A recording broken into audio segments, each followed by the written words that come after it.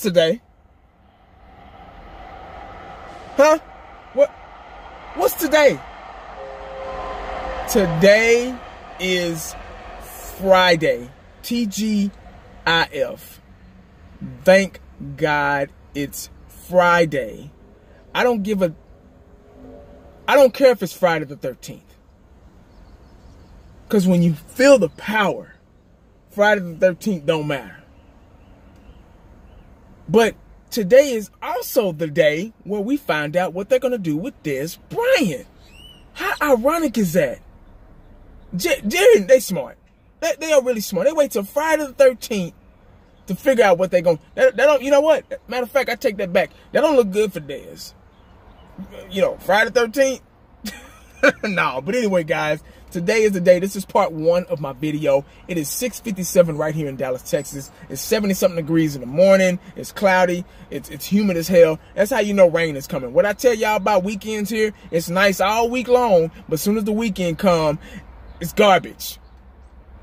The weather's supposed to be, you know, go down to the 40s and high 60s. And if you're thinking about moving to Texas, you better think twice, because this time of year, whenever it's the weekend, you can't do nothing because it start raining and shit and hailing or whatever. But it's nice all during the week while you at work. But anyway, you know what? I have butterflies. Why do I have butterflies about today? About this Dez Bryant situation? Why do I have butterflies? I don't know why. Tell me. Is it because of the suspense of it? Is it because of knowing or not knowing someone's fate at the end of the day? Now, like I said, this is part one of my video. I'm pretty sure they're going to come up with a conclusion to this while I'm working or before I get off. And I'll, you know, do my part two, and then I'll post it, you know, later on this evening like I normally do. But I was listening to the radio on the way in, and a lot of guys were calling in talking about the situation, and they had a lot of good points. One guy said, he didn't know what the hell he was talking about, but he's a cancer in the locker room. He's a cancer on the sideline. His attitude is bad and all this stuff. And I'm like, I really disagree with him on that one, because Dez is the heartbeat of the team. He's the guy, he's the Michael Irvin. He's the guy that gets everybody fired up and pumped up and to that next level of invincibility before they step on the field. He's a very charismatic type player. You know, he's athletic, very athletic. I think he's too athletic for his own good. Dez is, what, 28, 29 going on this year. So a lot of guys want to say, oh, he's getting old and all this stuff. And that's really not old, but, you know, it's knocking on 30, you know. You know, separation. They talked about his, you know, not being able to create separation, you know, and et cetera. So things that we already know, things we said a million times. Another guy said, if you get rid of Dez, you know, who you going to replace him with? Dez is the most athletic, probably the best receiver we got right now. And he knows the scheme. He knows what to do. Him and Dak just has to get on the same page. Keep him one more year. You know, a lot of those calls. You know, and I agree with him. You know, more likely. You know, because Dez has dropped some balls. Dez has missed time with Dak. We all know those things. Everybody wants to. You know, a lot of people want to get rid of him. You know, oh, we can get drafted and trade him, but I don't think there were any other teams that want him or whatever, you know. We will find out today. I'm through talking. I've said all this before. I've said this a million times. This is my 926th video about Dez Bryant, and I'm tired of it. And this is just the part one of it. So I'll be making another one when I get off work. But it's Friday. Y'all enjoy your day, man. Your day at work. I want to thank y'all for tuning in, and I will see y'all later.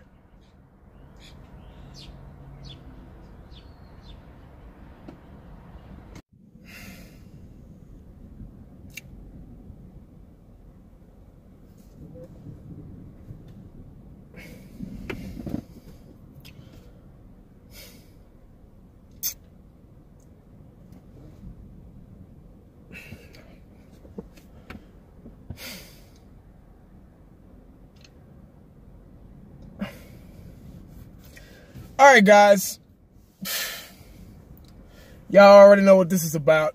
This is part two of my video I made this morning. I made a video this morning. It was part one about the Dez situation today. I didn't know the outcome of it then. I must say I was shocked when I heard the news. I was shocked, really. Y'all know how I felt about Dez Bryant as a human being. First, as a human being. Now, y'all know he was cut today. I got an alert on my phone around 12 o'clock-ish at Central Standard Time, Dallas, Texas, right here in Dallas, Texas. I looked at my phone and said, breaking news, Dallas Cowboys have officially cut Dez Bryant. I was very, very shocked because of the simple fact of I didn't think it was going to be that fast. I thought it was going to be one of those drawn-out things, all-day things, kind of like the Zeke thing, you know, when we thought Zeke wasn't going to play and we didn't find out till the last minute that they suspended him, then they reinstated him and all that crap was going on. It was sort of the last, it was sooner than I expected. I didn't think that they would do it this fast. I was shocked. I still kind of am. And it's not really sinking in until now. Now we don't have Dez. A lot of fans are happy. And I can't say I am. This is a transitional period for us. Obviously, Dez has caught the short end of the stick. He's caught the business side of the NFL has caught up with him. And it catches up with us all, or with him, with all NFL players. Now, let me describe to you what type of player Dez was, what type of guy he was on the field. Dez was what I call a go-getter type receiver. And what I mean by a go-getter type receiver, he was one of those guys where all you had to do was throw the ball in the area, in the vicinity where he was. You didn't have to really throw it right here or right here or right here. All you had to do was throw it up. And he would go get the ball. Now, there are a lot of different type of receivers. Speed receivers, possession receivers, strength, playmakers. Dez was a playmaker, but you had to have the right quarterback in order for him to be a playmaker. Romo was perfect for Dez Bryant because Romo was I've said this a million times. Romo was a gunslinger style quarterback, and he wasn't scared to throw an interception. He was just like Brett Favre. He was not scared to throw the ball and take a chance. Romo's been down that road. He was experienced. Wasn't scared to mess up. So he just threw the ball to Dez. Dez went and got it. There are a lot of receivers in the league in the past. Jerry Rice, the greatest of all time, arguably the greatest football player of all time, or one of. Jerry Rice was an excellent route runner. He wasn't the fastest. He wasn't the strongest. He was an excellent route running receiver. And he loved the fact that Joe Montana, the greatest quarterback, in my view, the greatest quarterback of all time, could put that ball right where he wanted it. Michael Irvin, possession receiver, dominant receiver. He knew how to get open. He was a playmaker. He would make the things happen. Throw me the ball. I'll just give me the ball. Just get it to me. I'll make it happen. Pushed off at times, but Michael Irvin knew how to get away with it. He was in my view, second best receiver of all time. Dak didn't fit Dez's mold. Or Dez didn't fit Dak's mold now that he's gone. In the future is Dak. Dak is more of I got to put it right there, right in your numbers, right in your hands.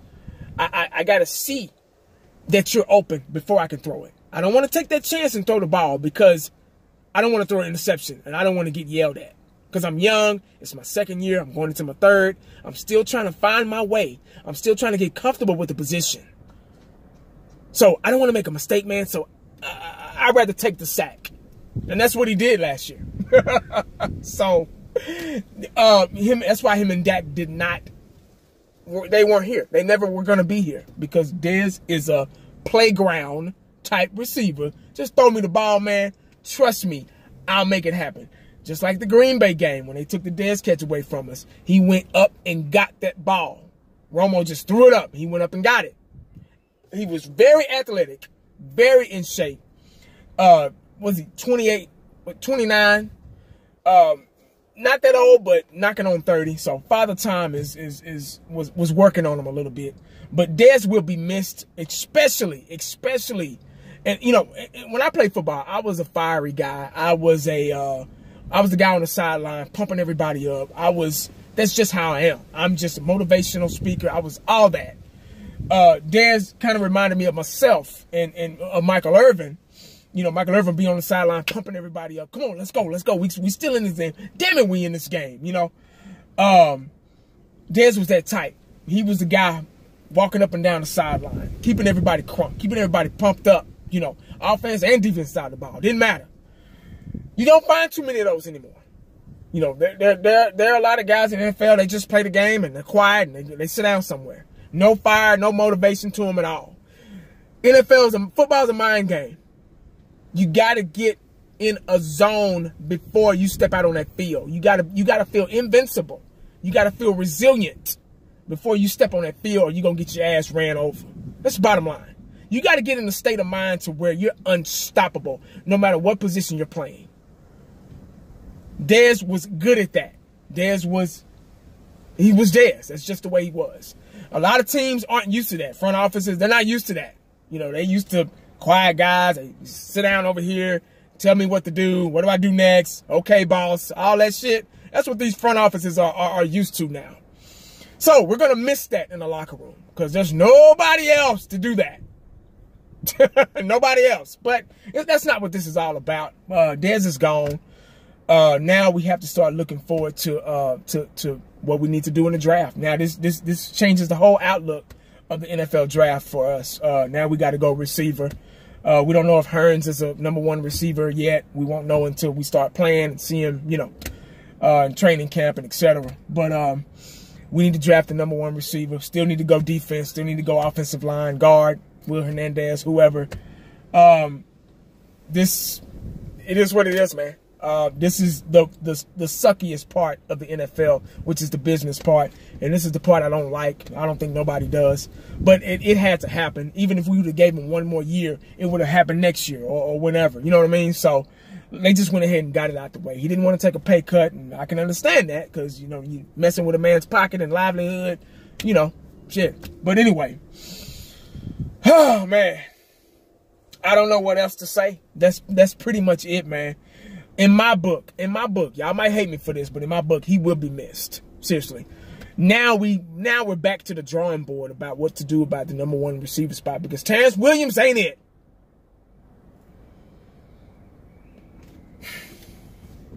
So now Dez, somebody will pick him up and he'll go somewhere and he'll show out. They'll know how to play with him. See, what we fail to realize is a lot of things went wrong other than Dez last season, that 9-7 season. You know, you get me? Coaching wise, you know, don't one of them supposed to be on the way out too? But yet they still, we're going to blame it on the player. Hey, let's blame Dez. You know, Jason Witten, he's what, 35, 36, something like that? He damn near my age. He damn near knocking on my age. But he's lost 3, 4, 5, 6, 7 steps. He's jumping off sides. I think he only had like, what, 4 or 5 touchdowns last season. Those little 7s and outs or 9 and ends or 10 and hooks. He can't even do that anymore. Is anybody asking him to leave? Yeah, they told him to take a pay cut, and he did. But is anybody firing him or asking him to go?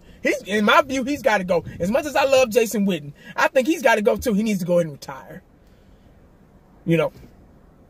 But that's another subject because I don't want to start nothing. But it is what it is. That's the NFL. Don't know why people do things sometimes. But, well, you know, hey, guys, that's what it is, man. That's pretty much all I got, man. Dez is gone. Now it's life without Dez. They are totally, really, our team is really getting younger now.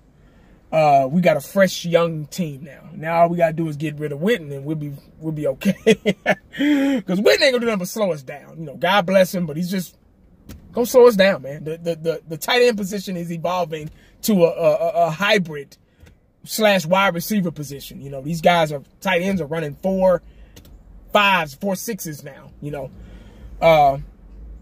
You know, Rico Gathers was a monster last year. Was unstoppable last year in the preseason. So we'll see, man. I guess we got to wait till the draft to see what happens, guys. But that's all I got, man. Dez is gone. Nothing we can do about it. I'm pretty sure some of you guys are jumping for joy, and but if it's so easy, if you think you got the wide receiver position figured out, I need you to go get in shape and go get out there yourself and do it. I feel like I can relate because I played the sport on different levels. But a lot of people that have never played the game ever, they know it all. They know what to do. They know what to say. Oh, well, he's doing, never stepped foot on the football field. But no, but it is what it is. Everybody, it's a free country. Everybody has a right to their own opinion. But guys, I want to thank y'all for tuning in. My part 2 of my video. Sorry if I was babbling too long, but I just had a lot to say with this Dez situation. God bless him. Hopefully somebody else will pick him up and he'll be able to finish out his career because he's a competitive guy. He loves the game, loves the sport. He's going to be missed, man. But make sure you stay cowboyed up because you never know what the day is going to bring you. Ask Dez Bryant. I'm out.